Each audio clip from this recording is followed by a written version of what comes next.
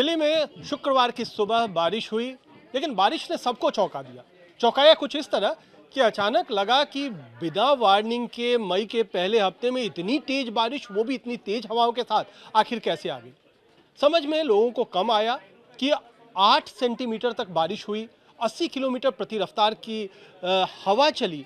और क्या मौसम विभाग को इसकी जानकारी तक नहीं मिली? क्या मौसम विभाग भी गच्चा खा गया?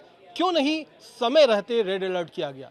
जी हाँ, रेड अलर्ट करने में देरी तो हुई, क्योंकि 5 बजे के आसपास बारिश आई और उसी समय रेड अलर्ट जारी किया गया। यानी क्या इस मौसम में बदलाव की भनक मौसम विभाग तक को नहीं थी?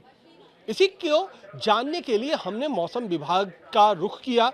वहां पर director general doctor Mrityunjay Mahapatra से मैंने खुद बात की और उनपे जो उनकी तरफ से दलील आई वो भी काफ़ी चौंकाने वाली थी। उनका कहना था कि जो मौसम के बदलते तेवर हैं, खासतौर पे थंडरस्टॉर्म यानी बिजली के साथ जो बारिश होती है वो काफ़ी छोटे दायरे में होती है। छोटे दायरे यानी 10 से 15 किलोमीटर के रेंज में होती है और उसका जो ड्यूरेशन होता है वो भी काफ़ी कम देर के लिए होता है, यानी कुछ मिनट से लेकर कुछ घंटों तक ही उसका होता है। इसीलिए उसका पूर्वानुमान लगाना यानी प्रेडिक्शन करना इतना आसान नहीं होता है और यही वजह रही कि आज उन्हें मुश्किल आई। दूसरी बात ये भी है कि मौसम विभाग कह रहा है कि उन्होंने अलर्ट जारी किया था। उन्होंने कहा था कि 1 मई से लेकर 5 मई तक उत्तर पश्चिमी भारत में बारिश होगी। उत्तर पश्चिमी भारत का ही हिस्सा दिल्ली है और उनका ये भी कहना है कि उन्होंने ऑरेंज अलर्ट हरियाणा के लिए जारी किया था।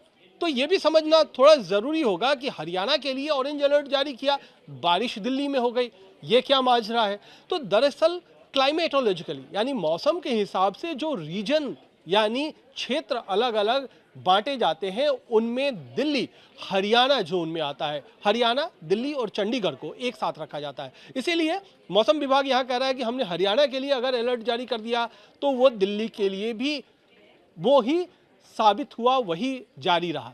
लेकिन यहाँ पर फिर भी सवाल उठे। तो सवाल का जब हमने जवाब पूछा तो कहीं ना कहीं मौसम विभाग ये मान रहा है कि गलती हुई है। अभी कई सारी तकनीकें